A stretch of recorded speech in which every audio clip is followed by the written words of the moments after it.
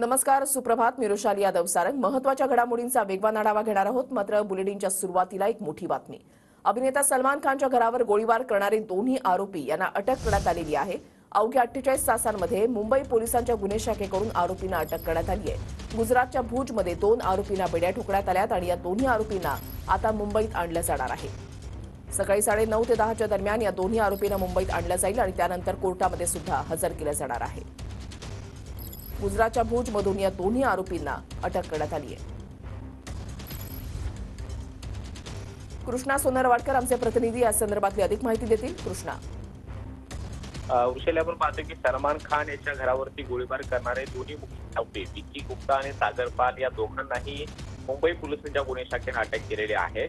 गुजरातच्या भुजमध्ये आरोपींचं लोकेशन मिळालेलं होतं आणि त्यानुसार गुन्हे शाखेची टीम गुजरातमध्ये पोहोचलेली होती आणि तिथे त्यांच्यावरती अटकेची कारवाई करण्यात आलेली आहे.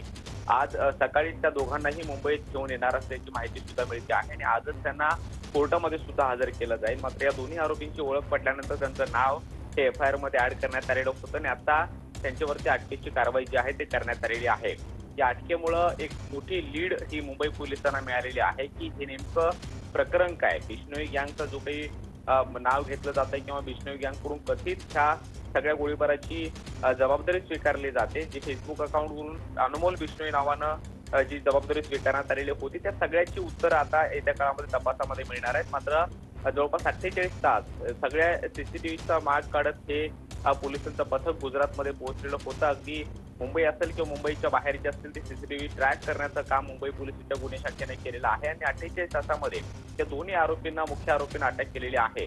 पनवेलमध्ये जिथे ते महिनाभर राहत होते तिथल्या घर मालकाला सुद्धा कालपासून पोलिसांनी ताब्यात घेतलेलं आहे. त्याची सुद्धा चौकशी सुरू आहे.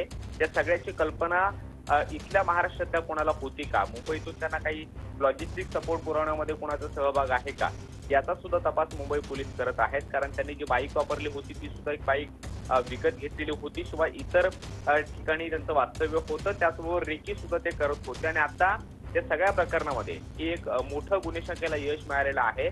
दोन्ही आरोपींना गुजरातच्या भुजमध्ये अटक करण्यात आलेली आहे. 9:30 ते 10 वाजता मुंबई पोलिसांचं पथक त्यांना मुंबईमध्ये दाखल होणार आहे. नक्कीच. धन्यवाद कृष्णा दिलेल्या सविस्तर माहितीसाठी.